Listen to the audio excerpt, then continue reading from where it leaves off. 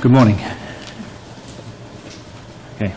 Well, as I said, I'm Daniel Smith. I'm Head of Academic Publishing at the IET, the Institution of Engineering Technology. For those of you who are not familiar with the organisation, we publish journals, books. We have a video organisation. We have the InSpec ANI database. So we have a fairly broad spectrum of publishing interests. We also do events and a number of other related activities. So what I'm going to talk to you about this morning is a website called My Community. I guess where are we? Oh, get my... Spacebar works. Right. No. Yep. Right, sorry about that. Okay.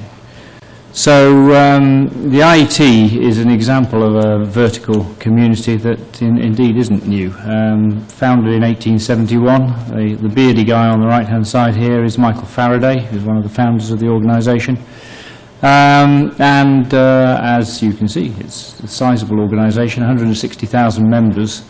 Although many of those are in Europe and Commonwealth countries, nevertheless, it's a sizable organisation, and it's the primary professional registration body for engineers in the UK.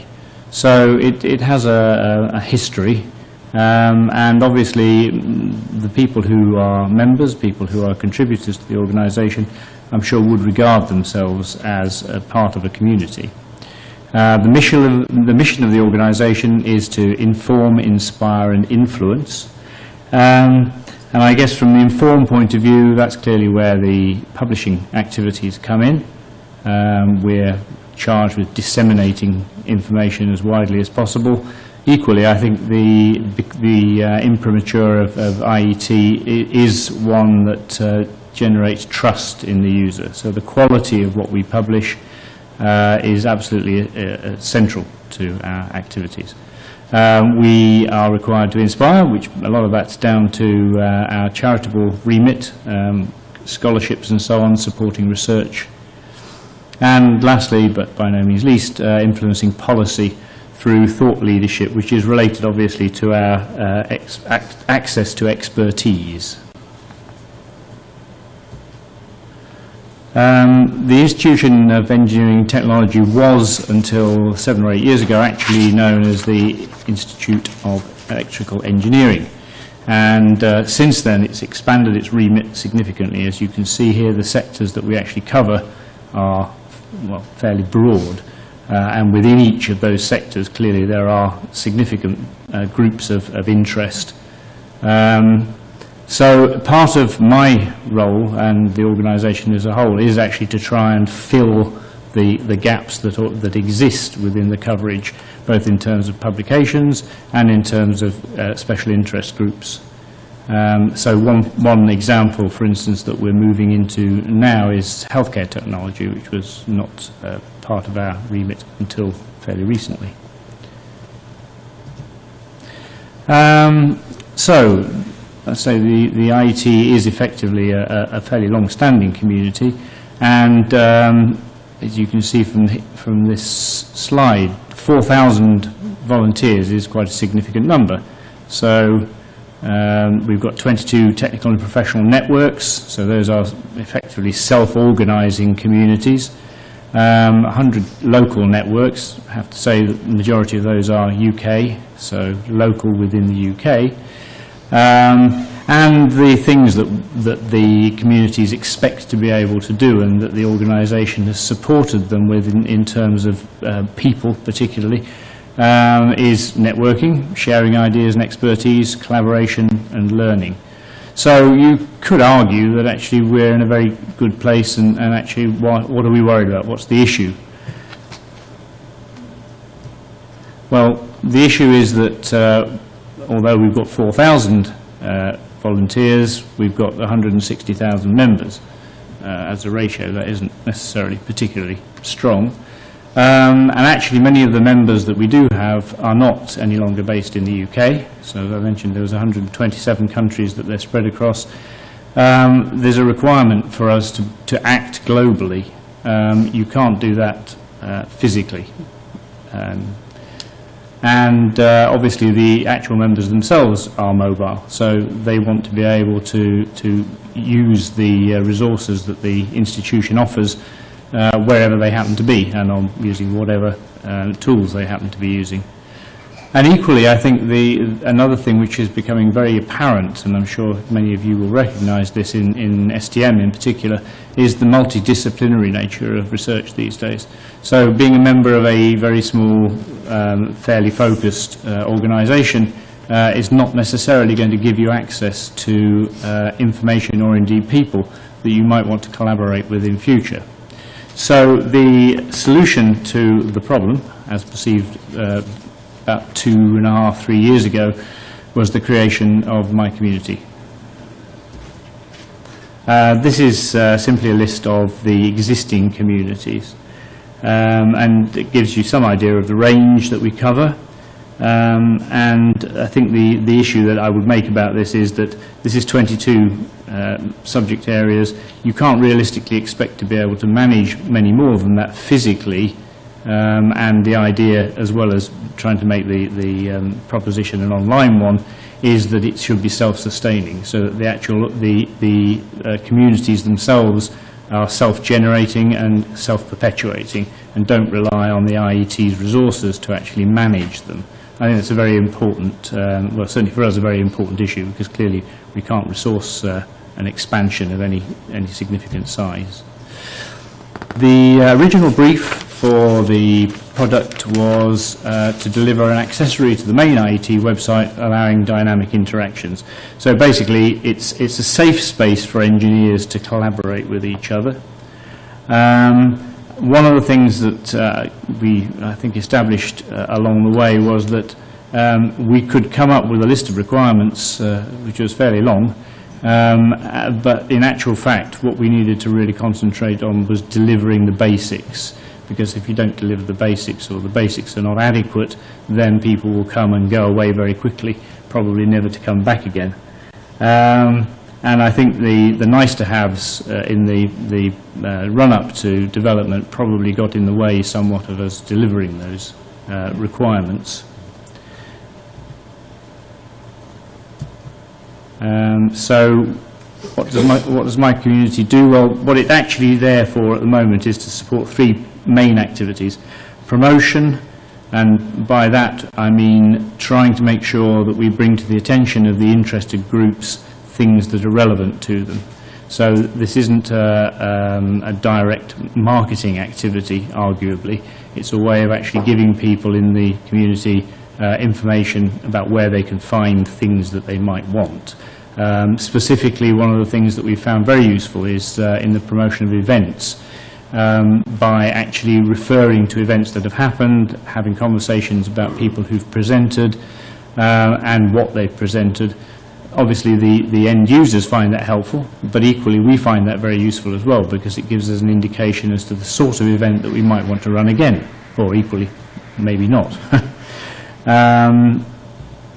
Collaboration is a second area that we would expect to be using the site for, and this is obviously related again to the expertise of the people in the communities that are using the service.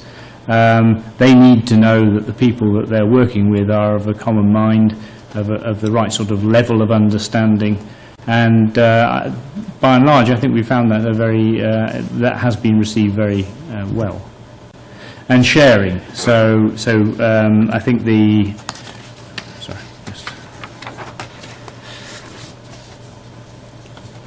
it isn't just views that people will be sharing, although they're happy to do that. And one thing I would say is that despite the fact that this is a relatively open site, I think people do believe that they are sharing with people that they trust, and so that makes them more open to share than possibly would be the case if they were doing this through LinkedIn or Facebook or whatever.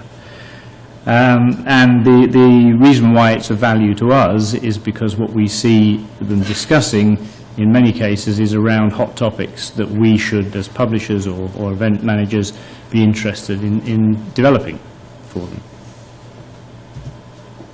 These are some of the things that we've tried to emphasize that it is not. So we're not trying to actually use this as a replacement for LinkedIn, and neither should we.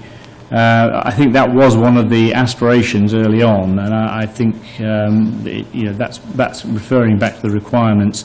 I think we needed to keep our aspirations confined to the requirements of the communities we were trying to service, rather than actually using it as a way of promoting the IET as such. As I said, I've already mentioned that I don't regard this as a direct sales channel, but obviously it is an opportunity for us to bring to people's attention materials that they might be interested in, and in fact, again, we have found that to be the case. And lastly, it's not standalone, by which I mean that it isn't completely unmoderated, but the moderation isn't obvious. So we have community managers who we've always had, so that's why we have communities. They've supported them in the past. Now they're basically observing what users are doing, and clearly if they came across any abuse, they would be responsible for doing something about it. But by and large, it's actually using the space to gently prod people to provide feedback and more content, more interactivity. So this is where we are now. As I mentioned, we had 4,000 volunteers prior to the establishment of this website. We now have 24,500 users who, if you like, are volunteers. Not all of the users are members, so that's another one of the things that we've actually come to realise, that this is actually potentially a very strong tool to actually encourage membership for people who aren't members, because they'll see that by becoming members they'll get access to more parts of the site and more interaction with experts than they would do otherwise. The most popular action, file download, we provide a certain amount of content free of charge. That tends to be perhaps rather high-level overviews, review material, white papers, those sorts of things. But we also have some material that we're now providing to certain groups for comment, such as chapters of books. We're actually using those to get feedback, but we're also offering that as free material for them to use. And perhaps an important point to make is that 50% of the activity comes from the most active groups. So it's the usual 80-20 rule. I think the aspirations of the organisation when we started were to have many more groups. I don't think that is necessarily something that we should want. What we want is active groups. And so we have, in effect, retrenched in some areas and actually closed some of the groups down which were not showing any signs of life, because clearly nobody wanted them. And that is one of the takeaway messages of this presentation, I think. So, understanding what engineers want is what the strategy should be about, because that's what's going to allow engagement with the end users. In fact, we already had the clues in place as to which those communities would be, because the communities already existed. You saw the list of the 22 that we had originally. We are expanding beyond that, but I think rather than actually creating the community and hoping that people will come, in fact what we're doing is letting people do what they do and observing it, and then trying to create something around that. Training is an important aspect of what we've been doing. The community managers obviously in the past have been used to managing people in places physically, and that isn't what they're required to do now. They're required to actually help seed, weed and feed the site to make sure that it's attractive and used. The links to physical products, going back to the issue of marketing, clearly they will also be responsible for trying to identify appropriate material that they can point the users at. And equally, we can then hopefully get some feedback from them as to whether they found those things useful, and at some level or another we'll be able to promote the content to them. What would we do differently? Well, this is repeating the point I made earlier, really. Understanding what the members' needs are and then offering the solutions is clearly the right way round, and I guess we all know that instinctively, but it's quite easy to get carried away, I think, with trying to present people with something new and whizzy. Tapping into the existing activities we've already covered, and the issue of scope creep in the original requirements, I think, much better to actually have something delivered that people can use, even if it's rather basic, than to try and deliver everything and actually not necessarily succeed. Equally, not overinflating others' expectations or your own, I think, is an important issue too. And somebody mentioned earlier on, I think, Toby, that you shouldn't expect immediate results, that communities do what communities do, and you have to allow them to get on and do it, and then observe it, and then perhaps provide some stimulus. But certainly engineers, and I'm sure this is true of all other communities, don't like to feel that they're being cajoled into doing things that they don't want to do, or at least at the speed that we as an organisation would like them to. So what is next for my community? Expansion, I mentioned new areas of coverage, so that's certainly one of the things that I'd be very keen to see happening. The issue there is really resourcing, making sure that we do have adequate trained staff to actually manage the sites in the background. Monetisation is obviously something that as a commercial publisher I'm very interested in, but again, I think we have to be very sensitive to the interests of the people who are actually providing the input in many cases, that we aren't simply seen as an excuse for a marketing exercise. So we want to make sure that it's the relationship in this area is interactive in some way, whether that be people actually providing content for us, whether it be providing feedback, but not simply saying, here it is, come and get it. Indeed, the people that we recognise, or the people that are providing us with feedback, we want to be able to recognise in some way, and we're going to put in place a reward system which will actually recognise the contributions of particular individuals.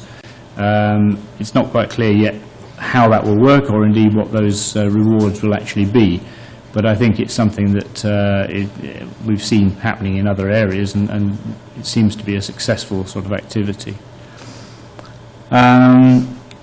We're interested obviously in getting targeted materials, so we're actually looking at trying to bring into our into the groups people who aren't necessarily members and wouldn't necessarily think about joining one of the communities, such as our journal authors. We haven't actually done this on a large scale yet, but we believe that there is actually quite a big untapped market there. Yes, I think that also goes to the idea of encouraging the people who are experts to put themselves forward in some way such that their expertise can be used and recognised. So one of the other things that we're going to be doing is profiling individuals, obviously with their assistance and involvement, to try and make sure that they are seen as people to be referred to. And I think that's probably what I wanted to say. So.